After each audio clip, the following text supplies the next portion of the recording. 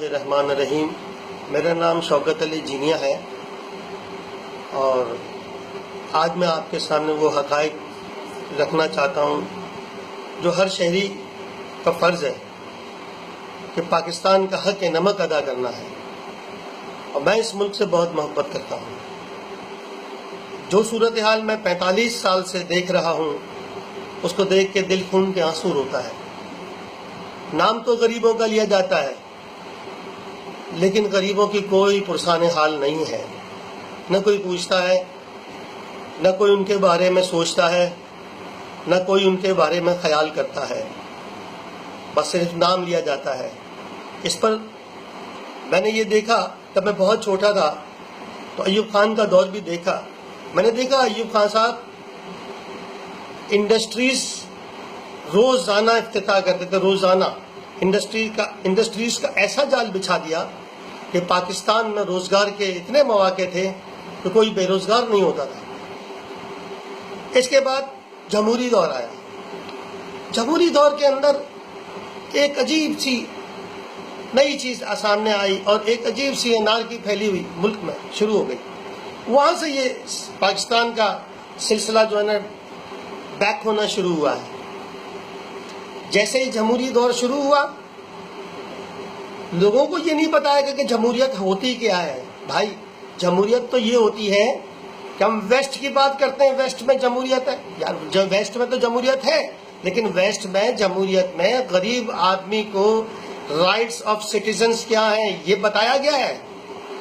Rights of citizens یہ ہیں کہ ان کو میڈیکل کی فیسلٹیز ملتی ہے، ان کو روزگار ملتا ہے میرٹ کی بنیاد پر، ان کو گھر، ان کو حتیٰ کہ ان کو ہر قسم کی انصاف، اور انصاف ان کے دروازے پر ملتا ہے. تھوڑی سی بھی تکلیف، ایجوکیشن، تمام فیسلٹیز غریب آدمی کو میسر ہے وہاں. ہمارے یہاں جمہوریت موازنہ کر لیجئے. جمہوریت میں آنے کے بعد، جیتنے کے بعد نہ آپ اس تک رسائی حاصل کر سکتا ہے غریب آدمی، نہ جا سکتا ہے، نہ کوئی اس کو فریاد کر سکتا ہے، بلکہ مل ہی نہیں سکتا. یہاں تک کہ غریب آدمی اپنی پریشانی لے کر تھانے تک میں جانے کی ایف آئی آر نہیں کٹوا سکتا اور ڈرتا. یہ پاکستان کے اندر جمہوریت ہے. آج دیکھ لیجیے حال کیا ہے. نہ ہمارے پاس غریب آدمی کے پاس نہ علاج معالجہ کرانے کے لیے پیسہ ہے، نہ وہ اپنا میڈیکل کرا سکتا ہے، علاج کروا سکتا ہے، نہ وہ بیچارہ روزگار کما سکتا ہے، نہ ان کے پاس اچھے گھر ہیں، نہ ان کے پاس کسی قسم کی بھی کوئی ایسی فیسلٹیز کہہ سکتے ہیں کہ وہ زندگی کے اندر پریشانیوں سے جس سے نجات ملے. ایسی کوئی غریب آدمی کے پاس سہولیات میسر نہیں ہیں. ایک طبقہ میں دیکھ رہا ہوں، سیاسی طبقہ یا سیاسی طبقے کے جو لوگ ہوتے ہیں، بس بندر باٹ کا سلسلہ جاری ہے. نوجوان ہمارے اچھی ڈگریز لے کر روڈوں پر گھوم رہے ہیں، ان کو کوئی روزگار نہیں ملتا.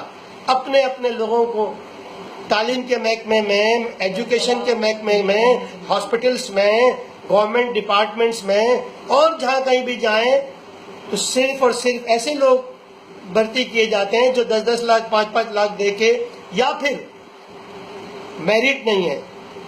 تو وہ لوگ ملک کو کیا ترقی دیں گے جن کو کچھ آتا ہی نہیں ہے، جو میرٹ پر ہی نہیں ہے، جن کے پاس تعلیم ہی نہیں ہے، وہ ملک کو کہاں لے جائیں گے؟ اور یہی ہوا ہے پاکستان کے ساتھ. بھائی ایسی جمہوریت تو ہم کو نہیں چاہیے. غریب آدمی کے پاس نہ پانی ہے، نہ بجلی ہے، نہ روزگار ہے. بجلی کے بل اتنے کے غریب آدمی ادا نہیں کر سکتا، مکانات کے کرائے اتنے کے غریب آدمی ادا نہیں کر سکتا. یہاں تک کہ میں آپ کو حلفیہ کہتا ہوں، بہت ساری جگہوں پر میں نے اپنی آنکھوں سے دیکھا ہے کہ لوگوں کے پاس کفن کے بھی پیسے نہیں ہوتے. یہ جمہوریت ہے، اس کا نام جمہوریت ہے. ڈالر 120 روپے پر پہنچ گیا، مہنگائی اتنی عروج پر آ گئی ہے. تو آج ہم کیا کر رہے ہیں؟ سسٹم کو چینج کرنا پڑے گا. سسٹم کو چینج کرنا پڑے گا. ایک غریب آدمی اپنی درخواست لے کے کسی بھی گورنمنٹ ڈپارٹمنٹ میں جاتا ہے یا کسی بھی جگہ پہ جاتا ہے، وہ رشوت ایسے مانگتے ہیں روڈز پر، گلیوں میں اور اداروں میں، ایسے مانگتے ہیں جیسے یہ ان کا رائٹ ہے. تنخواہ تو الگ، بلکہ یہ حق ہے. یہ یہ ہمارا ملک ہے، یہ ہم نے اپنے ملک کے ساتھ کیا ہے.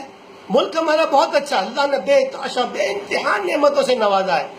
اتنا کچھ لوٹنے کے باوجود بھی، اتنا کچھ ہونے کے باوجود بھی اللہ اس ملک کو چلا رہا ہے، پاکستان کو، میرے پاکستان کو، آپ کے پاکستان کو. میں صرف یہ جاننا چاہتا ہوں کہ یہ سسٹم جب تک چینج نہیں ہوگا، غریب آدمی کی حالت نہیں بدلے گی، رشوت ختم نہیں ہوگی، قانون کی بالادستی نہیں ہوگی، اور روزگار میرٹ پر نہیں ملے گا، نوجوانوں کو علاج معالجے کی سہولتیں نہیں ملیں گی، ملک ترقی نہیں کر سکتا. ملک ترقی نہیں کر سکتا. روزگار کے مواقع بے حد ضروری ہیں، اور وہ بھی میرٹ کی بنیاد پر. اگر لوگ آئیں گے تو کام کریں گے، محنت کریں گے، اور وہ ملک کو ترقی دیں گے، کیونکہ وہ ایجوکیٹڈ لوگ ہوں گے. آپ جا کے دیکھ لیجئے، اگر آپ کو یقین نہیں ہے تو سول اسپتال کے باہر لوگ فٹ پاتھ پر بیچارے سوئے ہوئے ہیں، کہاں سے دور دور سے آ کے. وہاں ہاسپٹلز ہی نہیں ہیں. تو اتنا فنڈز، اتنا پیسہ، اتنے ٹیکسز، اتنے عوام ادا کرتی ہے، وہ کہاں جاتے ہیں؟ میں کسی پہ الزام نہیں دے رہا تھا. ہوتا یہ ہے کہ جب ایک ملک کے سربراہ جب اس طرح کے منی لانڈرنگ کے کیسز اور اس طرح کے پیسہ باہر بھجوائیں گے، جائیدادیں بنائیں گے، تو پھر اس کے نیچے وزراء بھی بنائیں گے، پھر اس کے نیچے اور لوگ بھی بنائیں گے. تو یہ پیسہ جب اتنے سارے لوگ بنائیں گے تو غریب آدمی تک کیسے سستی چیزیں غریب آدمی کو میسر ہوں گی؟ آپ خود اندازہ لگائیے بھائی، سوچئے سمجھیے. ووٹ ایک قیمتی امانت ہے. یہ ملک پاکستان بہت پیارا ملک ہے. اس ملک کو بنانے والے نے بڑی محنتیں کی ہیں، قربانیاں دی ہیں. بھائی، غریب آدمی کی حالت کو اگر چینج کرنا ہے، اگر بدلنا ہے، تو سسٹم کو بدلنا پڑے گا. ایسے لوگوں کو آپ ووٹ دیں کہ جو لوگ دیانتداری سے یہ تمام مسائل حل کریں، میرٹ کی بنیاد پر انصاف دیں لوگوں کو. جب قانون کی بالادستی ہو جائے گی، انصاف میں اثر آ جائے گا، تو کوئی بھی غلطی نہیں کرے گا. اور جتنا بھی پیسہ جن لوگوں نے باہر لے کے گئے، ان سے پیسہ واپس لے کے قومی خزانے میں جمع کرائیں، آئی ایم ایف کا قرضہ ادا کریں. آئی ایم ایف ایک ایسی لعنت ہے جو اگر ہمیں قرضہ دیتا ہے تو وہ پھر اپنی مرضی پر چلاتا ہے. تو پھر اپنی مرضی پر کہتا ہے مہنگائی کرو غریبوں پر ٹیکسز ڈالو. تو ایسے قرضے سے ہمیں کیا کرنا ہے؟ ہم کو نہیں چاہیے ایسی جمہوریت. ہمیں جمہوریت نہیں چاہیے. جمہوریت ہمیں ایسی چاہیے کہ جس کے اندر انصاف ہو، غریب آدمی کے لیے جینے کا راستہ ہو، پانی ہو، بجلی ہو، گیس ہو. اس کے علاوہ گھر اور میڈیکل، سب غریب آدمی کو روزگار میرٹ کی بنیاد پر چاہیے. یہ جمہوریت اگر آئے گی تو غریب آدمی. اور تعلیم اہم چیز ہے. تعلیمی اداروں میں تعلیم ایسی ہو کہ جیسی سٹی اسکول میں اور جیسی آکسفورڈ میں ہوتی، آکسفورڈ یونیورسٹی میں پڑھایا جاتا ہے، ایسی تعلیم ہمیں یہاں چاہیے پاکستان میں. غریب آدمی آسانی سے وہ تعلیم حاصل کر سکے. کیا میں یہ غلط کہہ رہا ہوں؟ میرے دوستوں، میرے بھائیوں، میری بہنوں، میرے عزیزوں، آپ اس بات کو سمجھیں. اور جو لوگ بھی ہوتا یہ ہمارے یہاں کہ جب بڑے لوگ کوئی بھی مصیبت میں آتے ہیں تو وہ پھر اپنے عوام کو پکارتے ہیں، اپنی قومیتوں کو پکارنا شروع کرتے ہیں کہ آؤ ہمیں بچاؤ. ارے بھائی، کوئی غریب آدمی اگر پکڑا جاتا ہے کسی بھی کیس میں تو اس کی تو آپ درگت بنا دیتے ہو، اس کو تو مار کا دھواں مواں کر دیتے ہو، بلکہ مار بھی دیتے ہو بیچاروں. لیکن ایک آدمی اگر وہ وزیر ہے یا کوئی بڑے عہدے پر ہے یا بیوروکریٹس ہے یا گورنمنٹ کے کسی بڑے عہدے پر ہے تو اس کو تو کچھ نہیں کہا جاتا. یہی چیز پاکستان کی ترقی کی راہ میں رکاوٹ ہے. آپ سمجھو اس بات کو میرے بھائیوں، سمجھو. اب سمجھو اس ملک کے اندر اللہ نے بڑی زرخیزی رکھی ہے، بہت نعمتوں سے نوازا. اب تک یہ ملک چل رہا ہے. اور جہاں تک سپریم کورٹ پاکستانی افواج کا تعلق ہے، یہ ادارے ہمارے لیے تعظیم اور عزت کے قابل ہیں.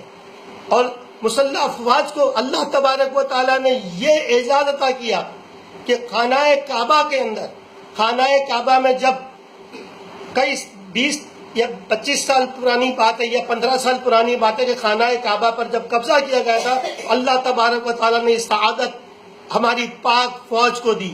پاک فوج دنیا کی بہترین فوج ہے اور وہ اللہ کے شیر ہیں اور اللہ کی فوج ہے. وہ پاک فوج وہ فوج ہے جس کو تا قیامت کوئی شکست دے ہی نہیں سکتا. اور پاک فوج کے ساتھ یہ پوری پاکستان کی 20 کروڑ عوام ہے. اور سپریم کورٹ کے فیصلے کو ہر کسی کو ماننا ہے. کورٹ کے فیصلے کو ہر کسی کو ماننا ہے. سپریم کورٹ ایسے کوئی بھی فیصلہ نہیں دے گی کہ جو حقائق کی بنیاد پر نہ ہو. بس میری آپ سے یہ درخواست ہے، میں اپنے لیے بھی کہتا ہوں، سب کے لیے کہتا ہوں، جو بھی کیسز ہوتے ہیں، جو بھی کرپشن کے کسی ان کو خود کو ڈیفینڈ کرنا ہے، نہ کہ پبلک کو. یہی مہذب ملکوں میں ہوتا ہے کہ مہذب ملکوں میں جب وزراء پر مقدمات ہوتے ہیں یا مقدمات ہوتے ہیں منی لانڈرنگ کے یا اس کے پیسہ باہر بھجوانے کے، جائیدادیں بنانے کے، تو ان کیسز میں وہ لوگ خود ڈیفینڈ کرتے ہیں، خود لڑتے ہیں، فائٹ کرتے ہیں، نہ کہ وہ عوام کو بلاتے ہیں اور عوام کو کہتے ہیں ہمارا ساتھ دو اور نعرے لگاؤ. یہ سسٹم ہی غلط ہے بھائی. بس میں اتنا کہوں گا کہ اب کے جو ووٹ دیں گے آپ ایسے لوگوں کو ووٹ دیں جو اس سسٹم کو بدلیں اور اچھے لوگ آئیں. پاکستان کی قیادت اچھے لوگوں میں ہو اور مشکل ترین وقت میں یہ پاکستان ہے. ہم سب کو مل کر دعا کرنی چاہیے کہ اللہ تعالی ہمارے ملک کو ہمیشہ شاد و آباد رکھے اور اچھے لوگوں سے، اچھی قیادت سے ہمیں نوازے. میرا کوئی سیاسی تعلق نہیں ہے کسی بھی جماعت سے، نہ کسی فرقے سے، نہ کسی مذہبی جماعت سے، نہ کسی سیاسی جماعت سے. بس میرا تعلق ہے، میں ایک مسلمان ہوں اور پاکستانی ہوں اور اللہ اور اس کے رسول صلی اللہ تعالیٰ علیہ وآلہ وسلم کو ماننے والا ہوں. بس یہ میرا تعارف ہے. آپ سے میری درخواست ہے، اگر اس میں کوئی بھی مجھ سے غلطی کوتاہی ہو گئی ہے تو میں آپ سے معذرت چاہوں گا، لیکن یہ میری بات لکھ لیجئے، سن لیجئے کہ جب تک ہم لوگوں میں، قوم میں یہ شعور نہیں آئے گا تب تک ہمارا ملک پاکستان ترقی نہیں کرے گا. اور اگر پاکستان نہیں ترقی کرے گا تو ہمارے بچے، ہمارے گھر سب پاکستان میں ہیں. اور ہم اگر اپنی افواج پاکستان کے ساتھ مل کر چلیں گے تو یہ افواج پاکستان نے پاکستان کے ہر مشکل دور میں ہمارا ساتھ دیا ہے اور ہمارے لیے جانوں کی بے تحاشا قربانیاں دی ہیں. خدا کی قسم دل خوش ہوتا ہے، ایسا لگتا ہے کہ ہماری فوج نے اپنی جانیں، اپنے گھر، سب کچھ ہمارے لیے چھوڑ کے اور لڑتے ہیں اور اپنی جانوں کے نذرانے پیش کرتے ہیں. یہ ہمارے لیے کرتے ہیں.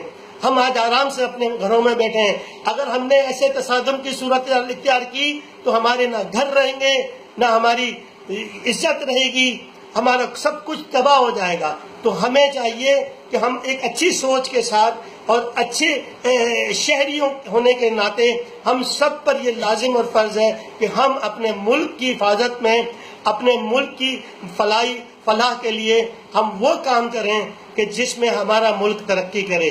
السلام علیکم ورحمۃ اللہ وبرکاتہ.